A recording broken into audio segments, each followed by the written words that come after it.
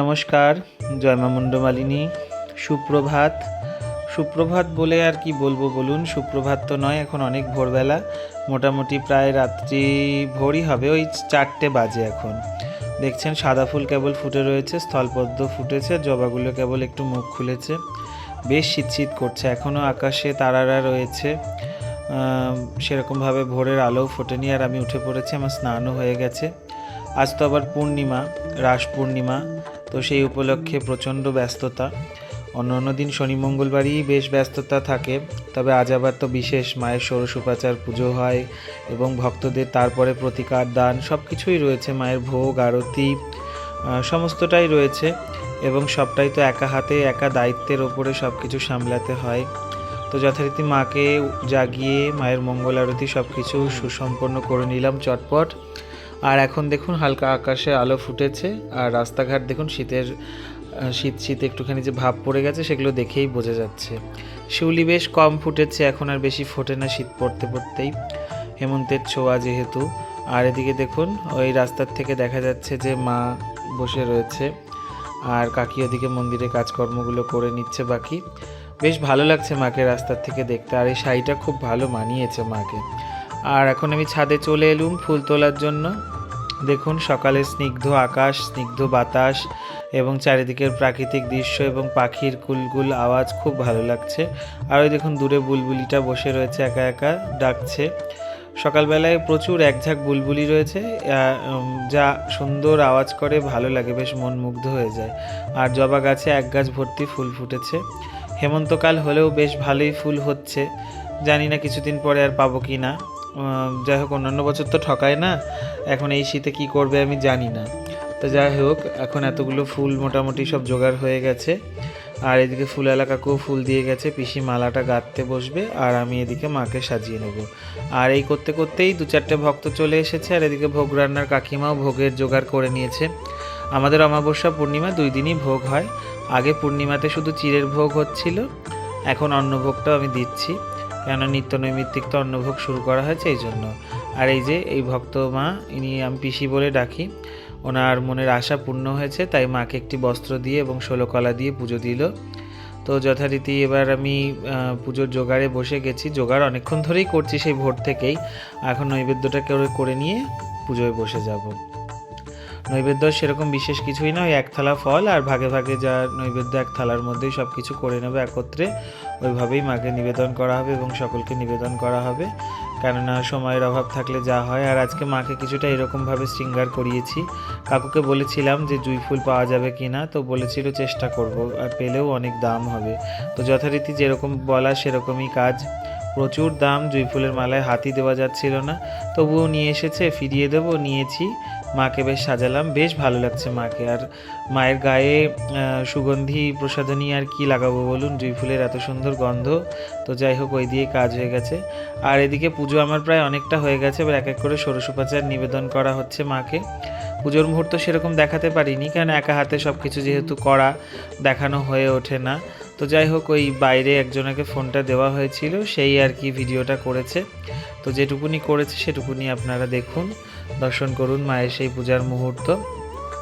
পুজো পাঠ মন্ত্রতন্ত্র সেরকম বিশেষ কিছু জানি না, যেটুকুনি মা বললেই, মা যেটুকুনি বলায় সেটুকু বলি, আর মা বলে ডাকি, মা তুই গ্রহণ কর, এটাই। কি দেব বলুন, দেওয়ার কি কিছু আছে, না বলার কিছু আছে? মন্ত্রতন্ত্র করে দেখি, তার ভেতরে তুমি নাই। তো মন্ত্রতন্ত্র বেশি করি না, মা করে ডাকি, আর যা আছে সেটুকুনি মায়ের চরণে সঁপে দিই, কেন তার জিনিস তাকেই দেওয়া, আবার কি বেশি বাহাদুরি করব বলুন? আমার যদি দেওয়ার মতন কিছু থাকতো তাহলে সেটা না হয় দিয়ে বাহাদুরি করতে পারতাম, আমার তো দেওয়ার মতোই কিছুই নেই, সবই তার, ফুল, বেলপাতা, ফল মূল, মিষ্টান্ন, যা কিছু সমস্তটাই তো তারই। তো যাই হোক, আজকে প্রচুর মালা পড়েছিল, সেই সমস্ত মালাগুলোকে আজকে সব ছিঁড়ে ছিঁড়ে একটা বড় মালা করিয়েছি, একটা দুটো বড় মালা করিয়েছি, আর সেই সব মালা দিয়ে এভাবে করে সাজিয়ে নিচ্ছি, কেন মায়ের গলায় এত মালা দেওয়া যাবে না, আর দিলে মায়ের সাজটা নষ্ট হয়ে যাবে। এত সুন্দর জুঁয়ের সাজ হয়েছে, আর যেহেতু রাস, সেই কারণে মাকে জুঁয়ের সাজ দিয়েছি। তো যথারীতি এইভাবে ভাবলাম যে দেব, তো দিয়ে সত্যিই ভালো লাগছে, প্রচণ্ড নজর কাড়া লাগছে, মাকে এত ভালো লাগছে সে বলে বোঝানোর মতন না। আমি তো বারবার দেখেই যাচ্ছি, চোখ ফেরাতে পারছি না। তো এবার ভেবে রেখেছি এভাবেই মালাগুলো দেবো। এবার ভক্তরাও দেখুন চোখ ফেরাতে পারছে না, মুগ্ধ হয়ে দেখছে। প্রচুর ভক্ত চলে এসেছে। আর এবার পুষ্পাঞ্জলির পালা। এখন পুষ্পাঞ্জলি হবে, মায়ের ভোগ প্রস্তুত হচ্ছে। পুষ্পাঞ্জলিটা সেই ফাঁকে আমি আগে দিয়ে নেব মনে করলাম। তো যাই হোক, ভোগও হয়ে গেছে। মায়ের এবার ভোগের জোগাড় যন্ত্র সমস্তটা করে নিয়েছি। আজকে ভোগে খিচুড়ি, 5 ভাজা, পায়েস, চাটনি, তরকারি, মিষ্টি এইসব দিয়ে মায়ের ভোগ হয়েছে। আর এই দেখুন ভোগ সেবা করার পর কেমন কৃপা বর্ষণ করছে, একদম স্নেহ মাখা বদনে। আর তারপরে যে চিড়ে ভোগও ছিল সেটা দেখাতে ভুলে গেছিলাম, তো যাই হোক দেখিয়ে নিলাম। ভোগের পরে আরতি তো হয়ে গেছে, আরতিটা লাইভ দিয়েছিলাম, সে কারণে আর আরতিটা দিলাম না। এখন হোম চলছে, হোম প্রায় শেষের দিকে। হোমের পর ভক্তদের মাঝে প্রসাদ বিতরণ হবে, তারপরে এক একে সবাইকে প্রতিকার দেওয়া হবে। সবাই প্রসাদ পেলে পরে আমিও একটুখানি জল খেতে পারবো। জল খেয়ে এসে আমি আবার প্রতিকার দেব, না হলে আর পেরে উঠি না। সত্যি কথা বলতে এখন প্রচণ্ড চাপ, এত ধকল আর শরীরে নিয়ে উঠতে পারে না। সেই ভোর রাত থেকে উঠে খাটাখাটনি চলে। তো যথারীতি আমার এখন প্রচুর ভক্তদের ছাড়া শেষ হয়ে গেছে। এখন প্রায় সন্ধ্যে 7:30 বাজে। এখন আমি প্রতিকার তৈরি করছি ভক্তদের দেওয়ার জন্য। একটার পর একটা প্রতিকার দিয়েই যাচ্ছি। এক একটা অমাবস্যা পূর্ণিমায় আমি বিশেষ বেশি কাজ করি না, 20 থেকে 25 জনেরই কাজ করি। আগে থেকে নাম নথিভুক্ত করা থাকলে তবেই সেই ক্রিয়া করা হয়, তাছাড়া কিন্তু করা হয় না। আর এদিকে এখন এই লাস্ট প্রতিকার দেওয়া চলছে। এবার আমি প্রতিকার দিয়ে মন্দির পরিষ্কার করে আবার ঘরে আমি উঠে যাব। সত্যি কথা বলতে মা আছেন বলেই তো, তাই না? মা আছেন বলেই, তাই জন্যই আজকে এত ভিড়, এত ভক্ত আসে এবং এত ভক্তের সমস্যার সমাধান হচ্ছে। প্রতিকার বলতে যা বিশেষ যেটুকুনি যা মায়ের কৃপায় শিখেছি, গুরুর আশীর্বাদে শিখেছি, সেই সমস্ত বস্তু দিয়ে মানুষের রোগ ভোগ জ্বালা এবং যা কিছু সমস্যা রয়েছে সেটুকুনিকে সমাধান করার চেষ্টা মাত্র করি আর কি। আমি তো আর ভগবান নই যে সব দিকটা সামলাতে পারবো। তারই দেওয়া সমস্তটা, তিনি যেভাবে খেলাবেন সেভাবেই খেলতে হবে আমাদের, এছাড়া তো কিছু না। তবুও তার মাঝে যেটুকুনি যা রয়েছে চেষ্টা করি মাত্র। তো মানুষ ফল না পেলে কি আর আসে বলুন? মা যদি না থাকতো তাহলে কি আর এত মানুষ আসতো? কিসের টানে ছুটে আসে বলুন?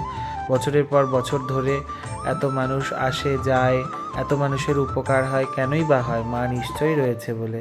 তো ভিডিওটা যদি ভালো লেগে থাকে লাইক কমেন্ট শেয়ার অবশ্যই করবেন, পেজটি ফলো করতে ভুলবেন না। আর এদিকে সব ফুল টুল বস্তায় ভরে নেওয়া হয়েছে, এবার মন্দিরটাকে বন্ধ করা হবে। তো আপনাদেরও যদি কোনো সমস্যা থেকে থাকে মায়ের মন্দিরে অবশ্যই আসতে পারেন, মা কৃপা করবে। জয় মা।